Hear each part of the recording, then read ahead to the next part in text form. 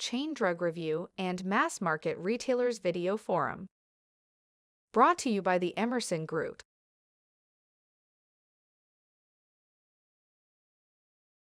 Hello everyone, I'm Jeffrey Wolt, Editor-in-Chief of Chain Drug Review and Mass Market Retailers. Welcome to our video forum. Today we're delighted to have Michelle LeBlanc, the new Vice President of Beauty, Personal Care, and Hispanic Center of Excellence at CVS Health. Michelle, great to see you.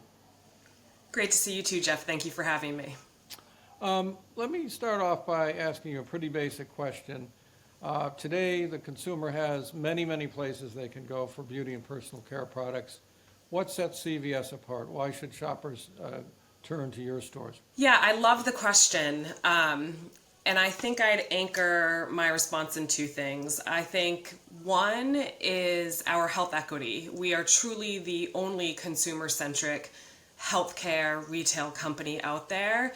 And as I think of beauty and personal care, and candidly, Jeff, my sort of history on the healthcare side of the business, they are both distinctly integrated with wellness in a consumer's mind. We know this. And so because of that, you'll see this come through how we think about our assortment in beauty and personal care, the areas we're choosing to lean into and to elevate.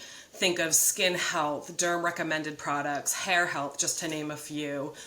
We not only think of that through our iconic brands that consumers trust and expect us to carry, but we also think of that in innovation that we're looking to bring in, really focused on ingredients with efficacy. And so for me, that health and wellness authority is lens number one that I think consumers choose us. And the second, and I always love to say this because I'm not sure how many people actually know this, but convenience. Convenience was actually, it's part of our name. It's our legacy, right, Jeff? And so for me, convenience, if we broaden the definition, sure, it's about our location, but it's also the ease of shop that we bring to the consumer. How many places can you get in and out of in 7 minutes? Not many. We bring that ease through the findability of our products on shelf, making it easy for them to find the product that they're coming in for, because we know that the shopper will use the rest of the time to discover. Convenience in terms of how they feel when they're shopping. Are they comfortable? Do they feel represented? And CVS being part of the community. So again, Jeff, for me, it's convenience, but it's a broader definition of convenience. Let me drill down a little bit on your comment about the intersection of health and beauty. How do you bring that to life? I mean, you alluded to the fact that you're going to look at the merchandise mix and bring in products that meet that profile. But how do you communicate those benefits to the shopper? Is it through the app? Is it through advice from the pharmacist? How are you tackling that challenge? I'll take it back for a second, and then I'll come back to your question. So beauty is part of wellness, and that's what I said in the last question, right? In so many ways, it's tied to mental, emotional, physical, social health. My wife will often ask me, like, why are you putting on makeup? It's Sunday. We have nowhere to go, Michelle. Like, who are you getting ready for? And it's like, I'm getting ready for me. Like, that's who I'm getting ready for. I like the way it makes me feel. And in a recent study, more than ever, people are saying that they do their beauty and care routines for themselves, not for others. And so to me, that's a pretty powerful statement when you think about it. And so as we think about, back to your question, Jeff, like leveraging health and beauty, I'll use skin health as the example of where we're already doing it, and we're going to double down in 2025. The way we communicate that to the customer, I would say, is across four verticals. One, it's back to the assortment. We curate an assortment that ranges from everyday skin head to toe, acne solutions, sun care, SPF, anti-aging, and need states like eczema and rosacea, right? So all of that is a curated assortment that's driving access in a really distinct way. Two would be in over 600 of our stores, we have our beauty consultants, which I know you're aware of, Jeff. They're there to educate and inform and help the shopper deselect and get to the solution that they need. We did this in a big way this summer with SPF. If I had time, I'd go through the example, but they're there to really help educate and inform and make sure that miseducation is not happening. The third is coming back to convenience, right? And I talked a little bit about our stores before. It's also having omni solutions for the customer. Can they get the product the way that they want to get it? And I think we often think that a shopper is in one lane, and that's just not true, right? I can tell you within the last week, I've done buy online, pick up in store. I've gone into a store and I've used rapid delivery, right? And so making sure that we can get the product to the shopper in the way that they want to get the product, I think is really a place where we excel. And then to come back to what you mentioned, yeah, absolutely there's ties to Minute Clinic and pharmacy. There's not many places where you can get OTCs. You can go to the Minute Clinic to get skin treatment, skin assessments, and the pharmacy is steps away should you need ailment, or should your ailment need prescriptions. The healthcare tie will be a great advantage to you, no doubt. Maybe you could talk a little bit about other trends in the category that are shaping your thinking about beauty and personal care.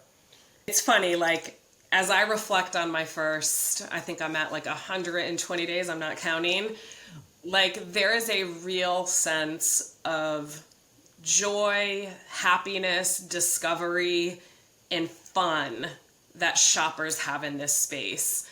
It's almost like it's like a contagious energy for me. And it serves such an important role for CVS. Like for so many shoppers, perhaps what brought you into CVS is like less fun, right? You need cold medicine, you need a prescription, you're there getting first aid. But in the space that I have the privilege of leading now, like we bring the joy, and like I love that I get to do that in my new role. So within that, to your point, Jeff, there is a ton of trend and innovation in beauty and personal care right now. And so where I have my team really focused is in two areas. One is in this space of the functional beauty and health, meaning where is the innovation ingredient-led or clinically proven, new ingredient for efficacy, and again, especially within skin health and personal care.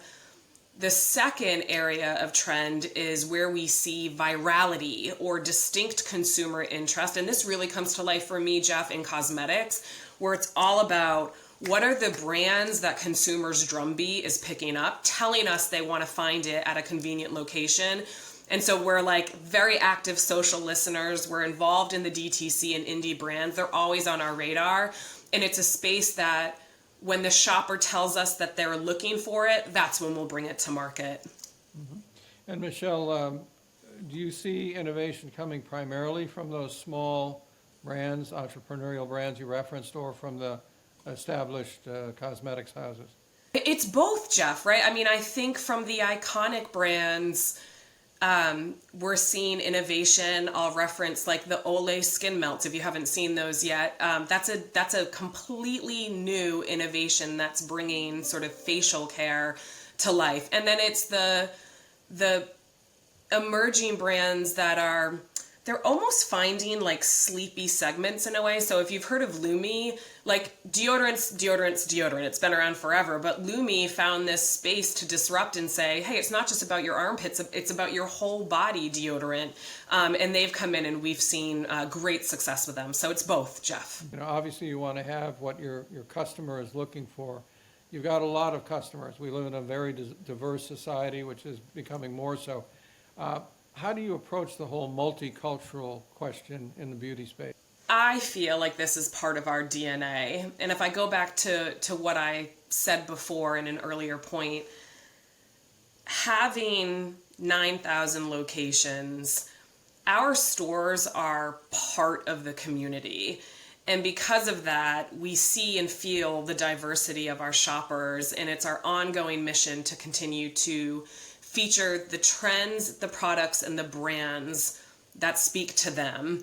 And as someone I've been in some capacity a merchant for over 20 years, like it's as simple as that, right, Jeff? Like it starts and it ends with the consumer, with the shopper. And more than that, we want to show up in a way that's authentic to our shoppers. So it's not just about the product, it's just about creating an experience that feels relevant to the person who's shopping it. And so as I reflect on that comes to life in a number of ways. First, ensuring we have the right products and brands that meet the shopper's needs. And that actually starts more upstream than that, Jeff. I would say it starts with the suppliers we choose to work with. And so I'm really proud of the work our teams have done to expand not only the products and assortment of which we carry, but our diverse supplier base. A great example of that manifesting in our stores would be textured hair.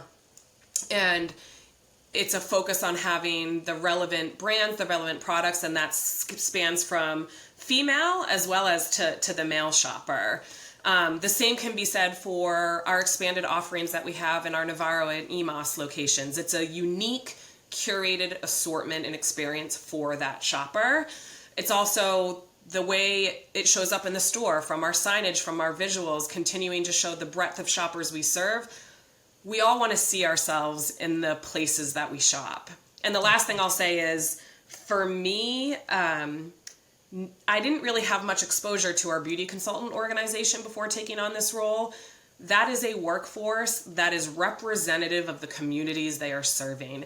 And they take a ton of pride in that, of guiding shoppers to the brands and products that are relevant to the diverse community in which they serve.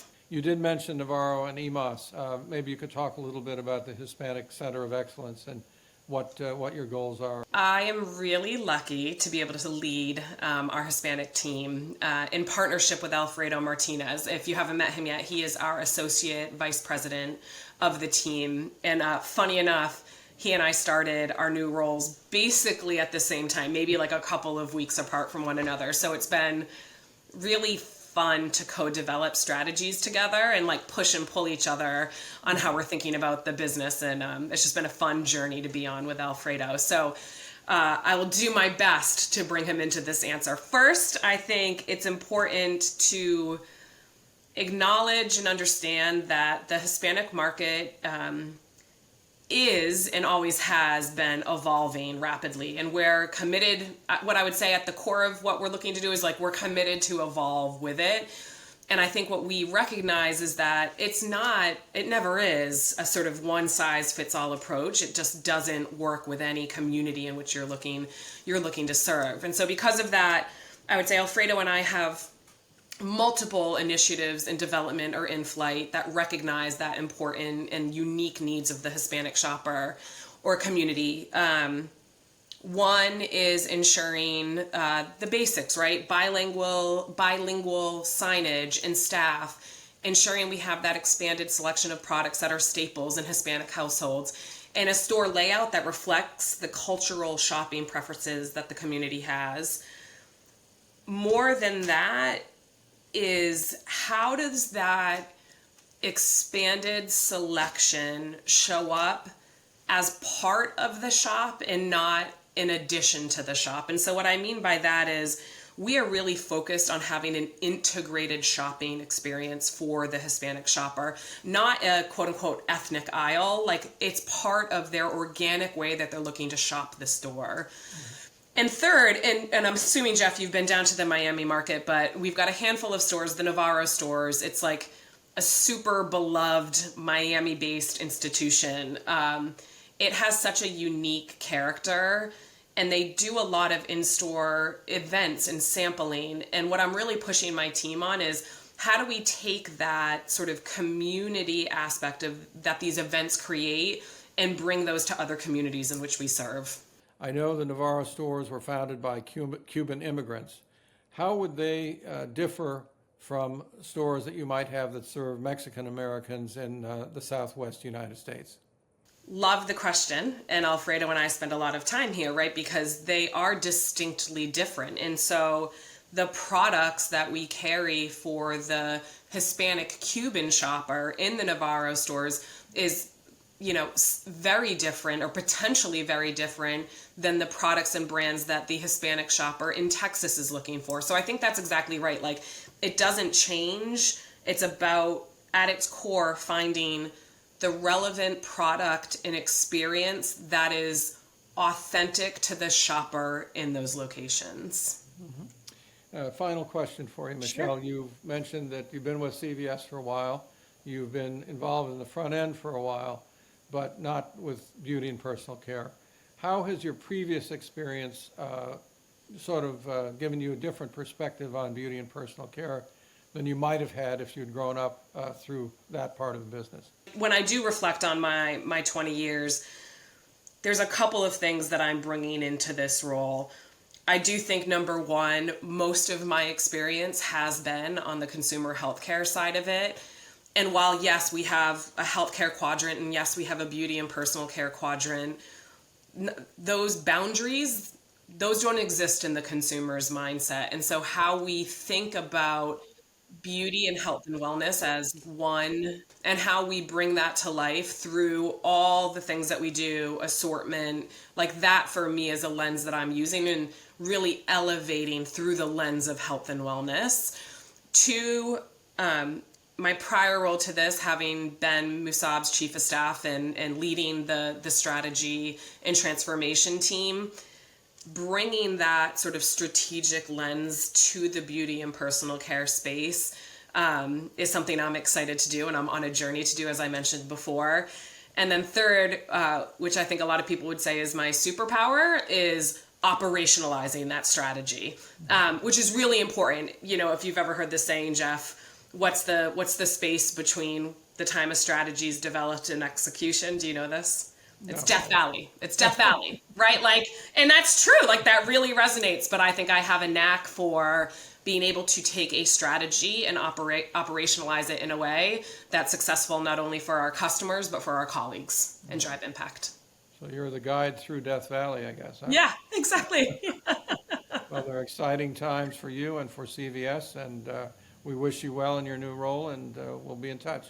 Awesome. Thank you so much, Jeff. Appreciate it.